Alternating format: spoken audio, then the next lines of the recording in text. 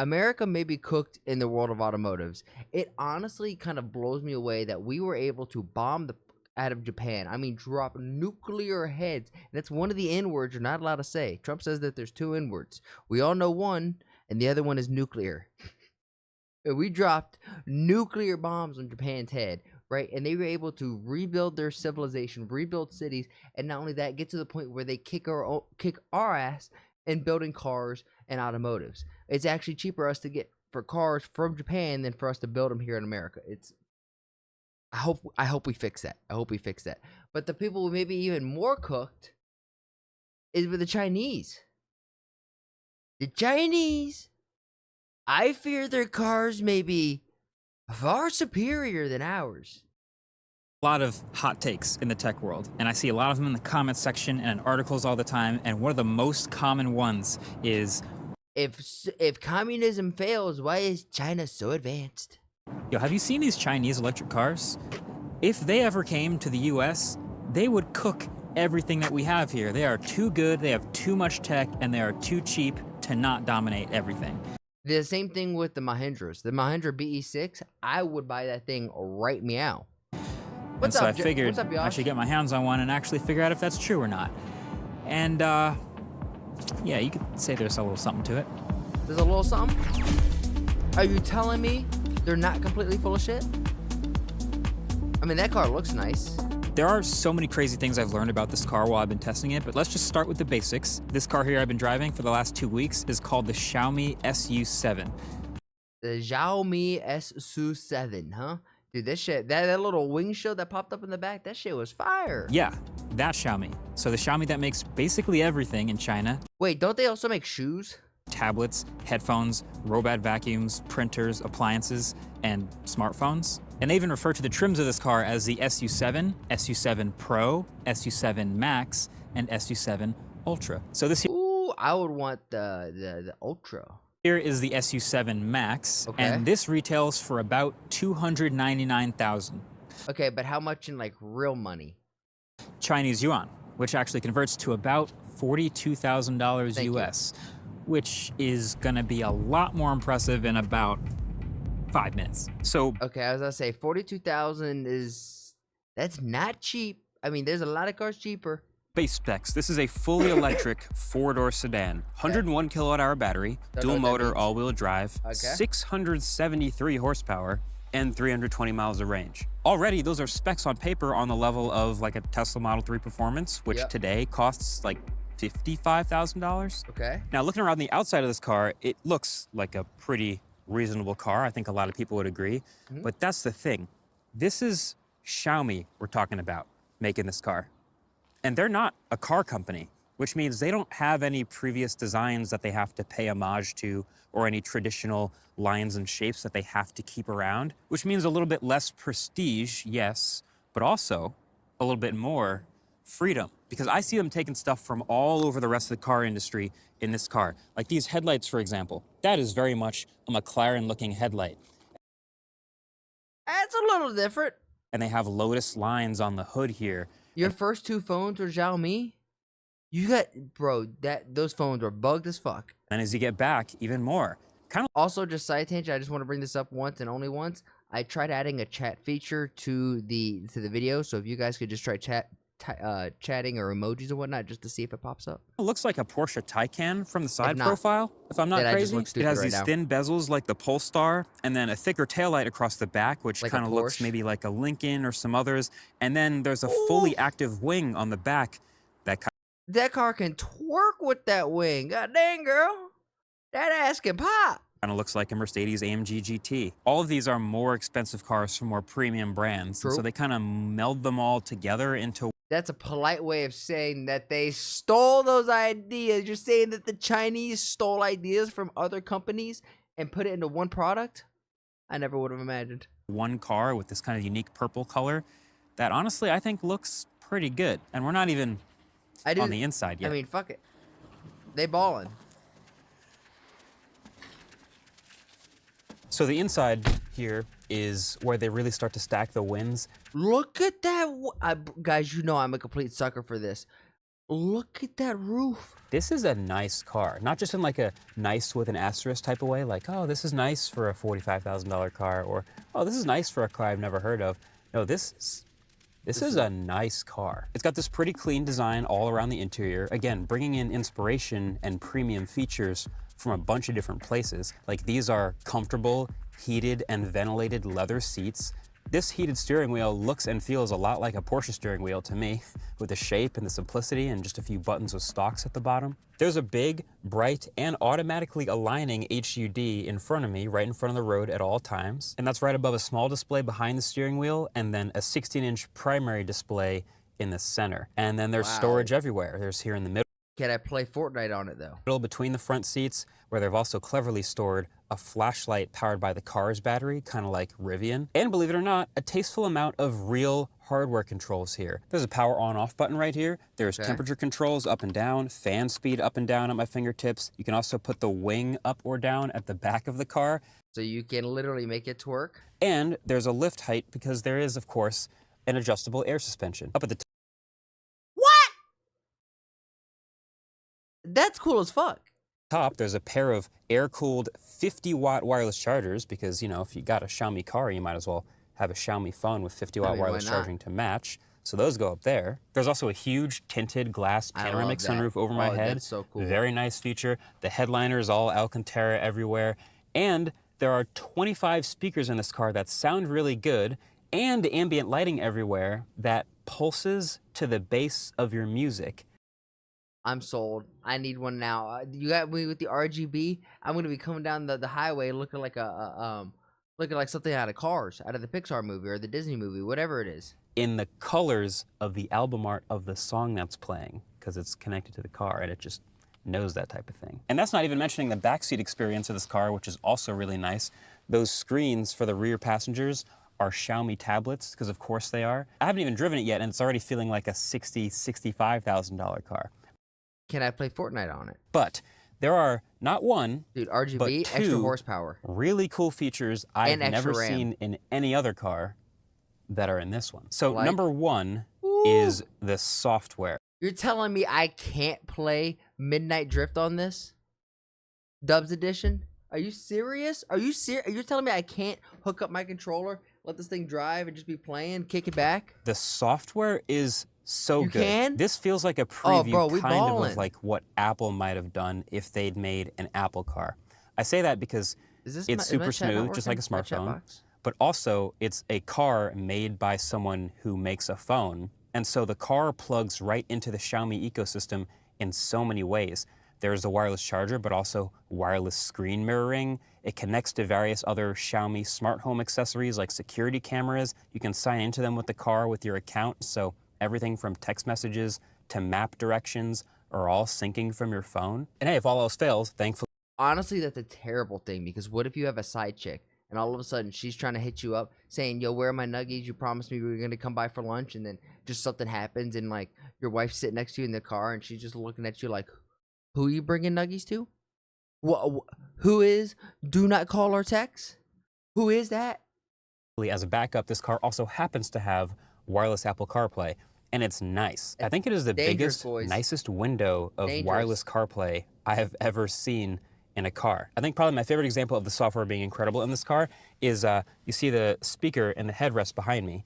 When I'm driving and my phone is paired to the speakers in this car and I'm navigating, you know that part where like you're driving and the music's getting pretty good and right as the bass is about to drop, the navigation voice comes on and interrupts it? That never happens in this car because it separates out the voice from the navigation and puts it just in that speaker behind me while all of the rest of the music and the sound in the car stays exactly the same. That's so amazing. As a driver, I hear the voice saying, turn left, turn right, but everything else, including the music for all the passengers, stays sick. That is my favorite software feature I've seen in a car in a while. So yeah, that's like one of those touches where it's like, it shouldn't be a feature, but it is because you notice it and it stands out and you're like, yo, that's nice. Because there's nothing more annoying than when you're about to scream a part of the chorus and all of a sudden you hear, in 250 feet, turn left. And you're like, bitch, you just ruined the whole song for me. Software being awesome is the one thing, but the second awesome thing is the modules. Because this is a modular interior. Because hidden around this car are a bunch of various mounting points for modular accessories. There's one over here in the corner and another over here in the center, all the way around the back of this center display. And so on these mounting points, you can attach various accessories that Xiaomi makes, like this extra speedometer and trip display, or this magnetic car mount in the corner of the car, or this super useful USB hub that gets full power and can is retractable.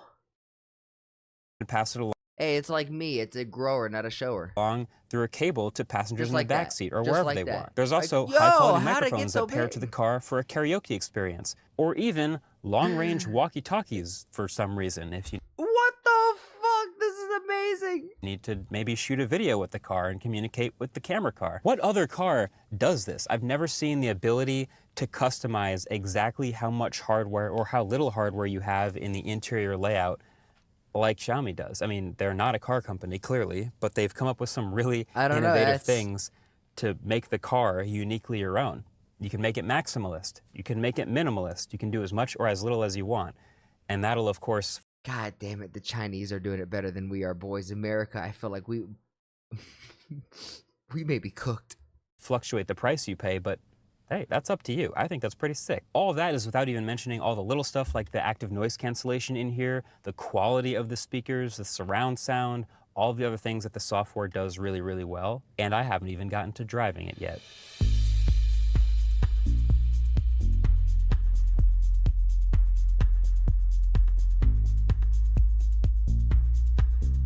So this is obviously a standard issue 4-door electric car, right? But the superpower of electric cars is that they can have multiple personalities. That's what makes these interesting. So in its default mode, which is comfort mode, it's pretty nice, actually. It rides super soft, it's chill.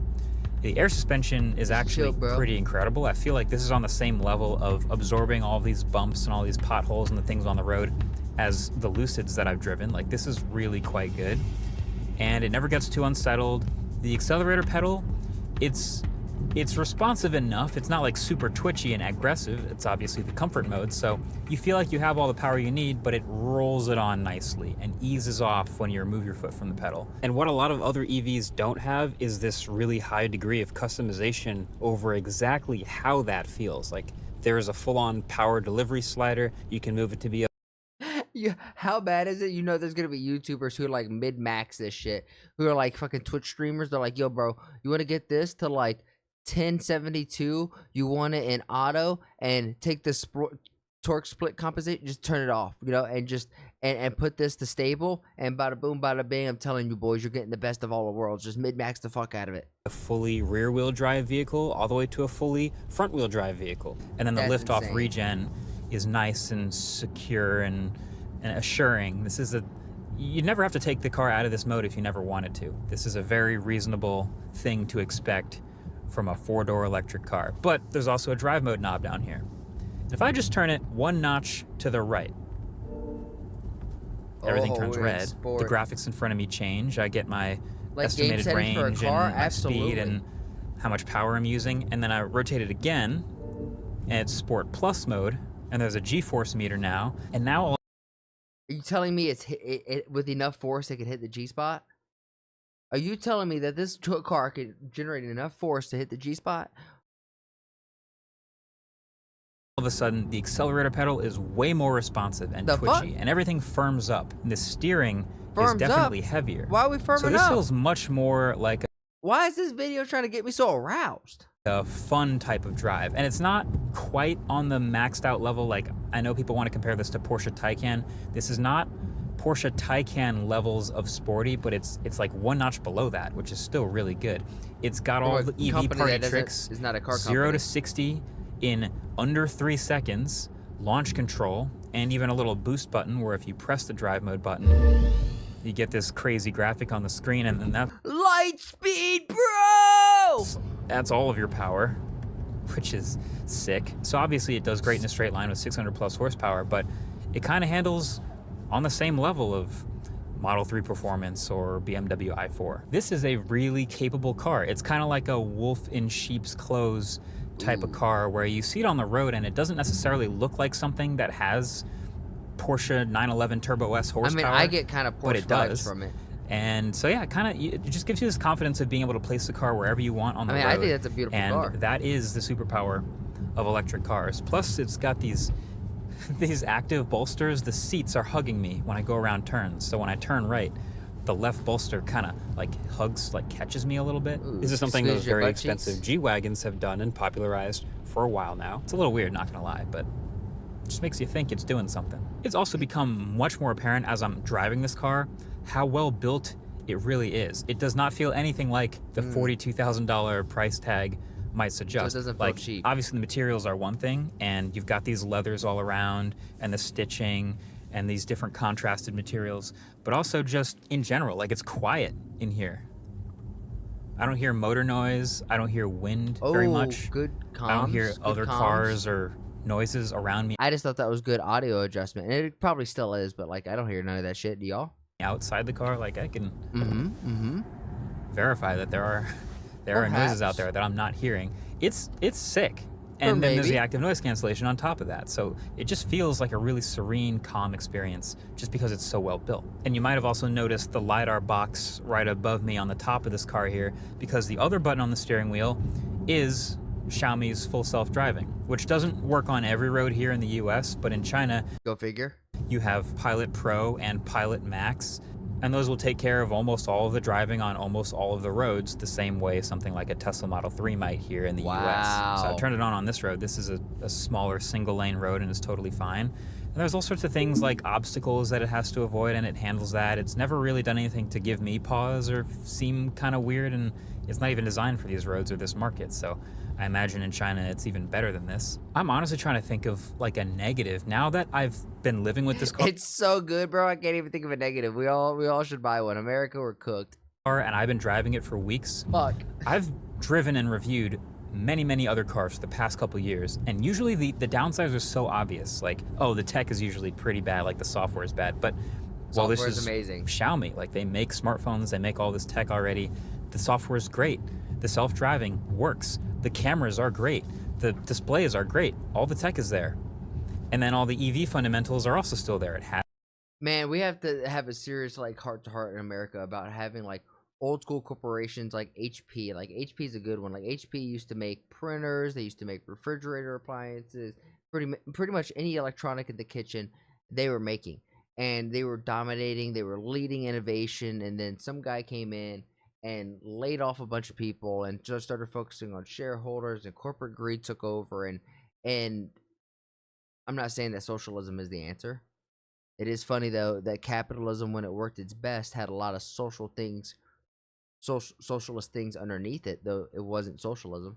Meaning like we're not gonna go to that thing, but like you have to spend money for innovation and R&D, and even though the ROI doesn't always look clean, it isn't always trackable. When you don't do that and you outsource that to other companies or other countries like China and India, they're gonna figure it out. It's not like only smart people are here in America. In fact, it seems like there's just as much, if not smarter, people around the globe than just in this side of the hemisphere, which is like no shit. So now we're allowing those people. I'm not saying that you're my enemy, but competition. We're easing on the gas pedal, and it's not like they're easing up. They're slamming down on the gas pedal, and they're trying to take advantage while we as a nation are fumbling. Like, that's all I'm getting at from this video. has the 300 plus miles of range. It has the quick charging, and it has the split personalities. It has the super chill, calm cruiser mode, and the 600 horsepower brutal launch control, 0 to 60 in 2.5 seconds sporty mode. And then on top of all that, it's built super well. Like, it has all the sound isolation and all of the hardware features and creature comforts and physical buttons and all the modules and all this. And it's like, this feels nothing like a $42,000 car, which I guess conveniently brings me back to the title of this video. So are we cooked? Yes. Not yet, clearly. No. This car is not available here in the US. No, we are cooked. But you can see how we could be soon. Yes. I genuinely, I'm not exaggerating when I say this, this is a $42,000 car that feels like a $75,000 $100,000 car if it were made here in the US. And that's the thing that's most impressive about the Xiaomi SU7. And that's just this one. So really, now that I've gotten to live with this and drive this here in the US among all the other cars I test, here's my take. It's not that there's any sort of crazy bleeding edge tech in this car that's impossible to replicate. Obviously, the software is really good, and the modularity and some of the features are kind of sick, and we haven't seen them before. But like, if you took this car apart, you wouldn't find anything inside, any like bleeding edge battery tech or anything that's impossible to replicate. This is a car made of normal car parts, but it's the putting them all together in one car that's so impressive. It's not often you see a car with great software, great features, great build quality, great versatility. Damn, homie is glazing. Great range. It would beat Samsung up double its price. Yeah, that's what it seems like. And what's interesting though, and you guys can fact check me if I'm wrong. I think I'm right on this.